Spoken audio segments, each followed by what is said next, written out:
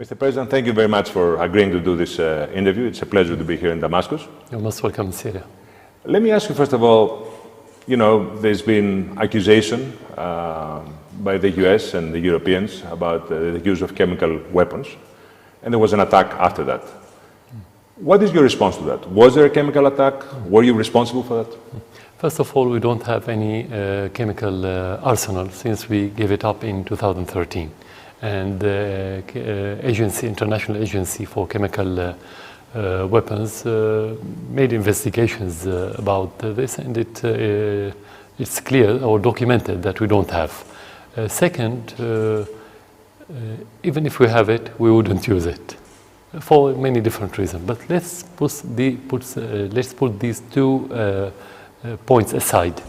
Let's presume that this army has chemical weapons and it's in the middle of the war. Where should it be used? At the end of the battle?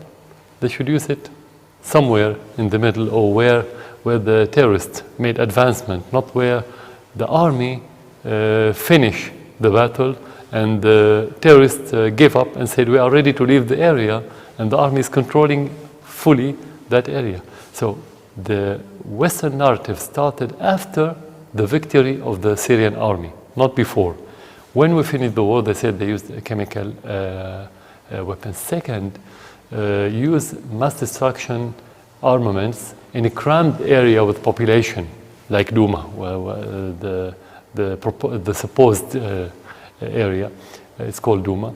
And they talk about 45 victims. When you use mass destruction in such area, you should have hundreds or maybe thousands of victims in one time. Third, why all the chemical weapons, the presumed or supposed chemical weapons, only kill children and women?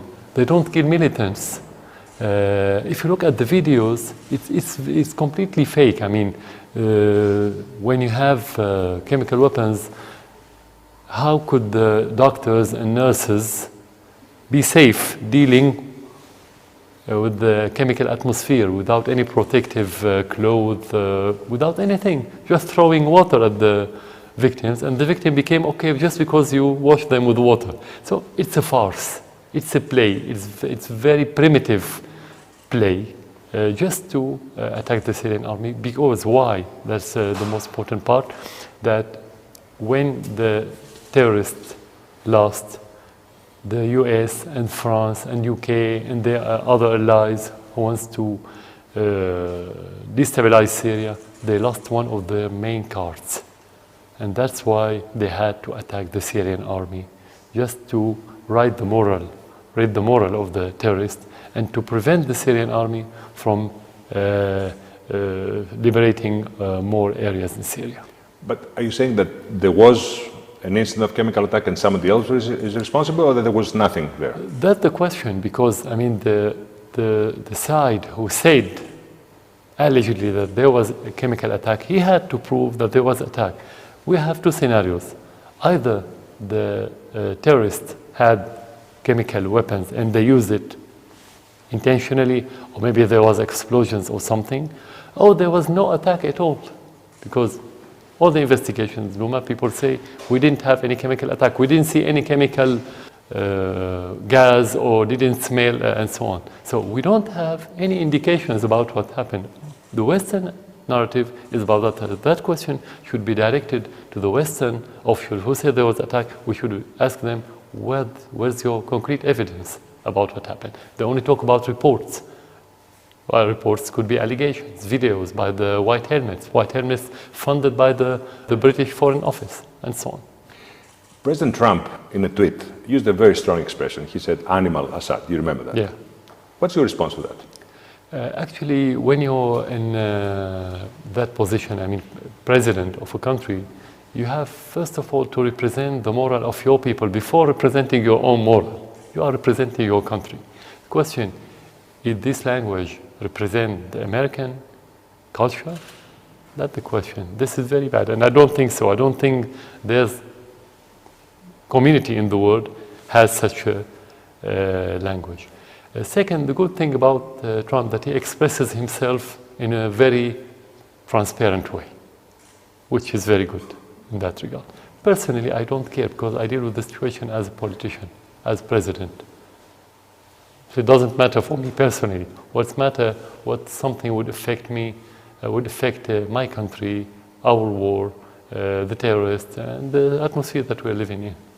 He said mission accomplished in Syria. How do you feel about that? I think maybe the only mission accomplished when they helped ISIS escape from Makkah, when they helped them, and it was proven by video, and under the cover, the leaders of ISIS escaping Raqqa, going toward Deir ez-Zor just to fight the Syrian army. The other mission accomplished where they attacked the Syrian army at the end of 2016 in the area of Deir ez-Zor when ISIS was surrounding Deir ez-Zor and the only force was the Syrian army. I mean, the only force to defend that city from ISIS was the Syrian army, and because of the American and of course their allies attack, Deir ez-Zor was on the brink of falling in the hand of ISIS.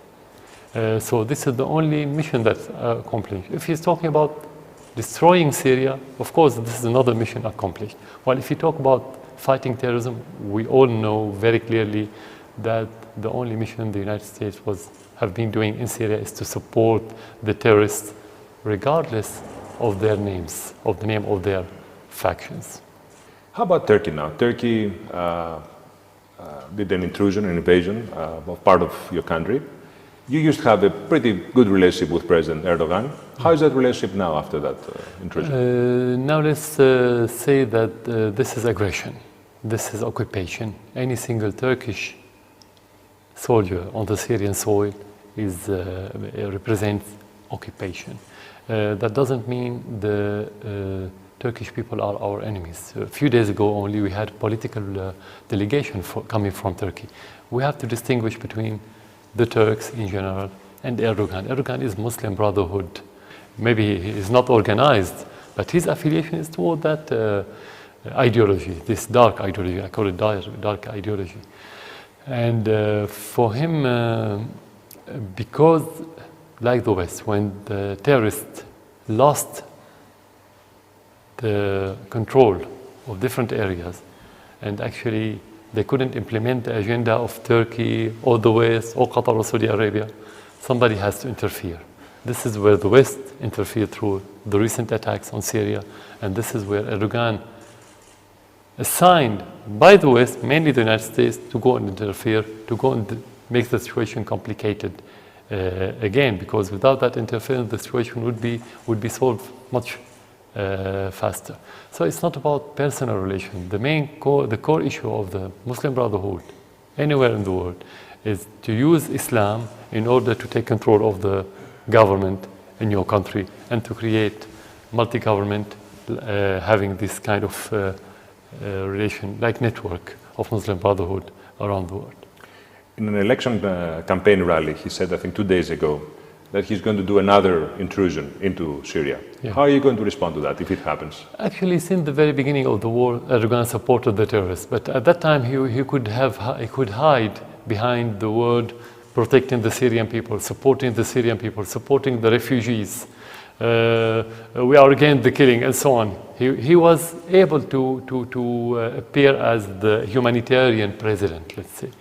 Now, because of these circumstances, he has to take off the mask and to appear as aggressor. And this is the good thing. So there's no big difference between the Turkish head of regime, Erdogan, sending his troops to Syria and supporting the terrorists. This is his proxy. So we've been fighting 7 years, his army. So the difference actually between now and then is the appearance. The core is the same. That time we couldn't talk about occupation, we could talk about supporting terrorists, but this time we could talk about occupation, which is about violating the international law, and this could be the good part of him announcing this. But how can you respond to that?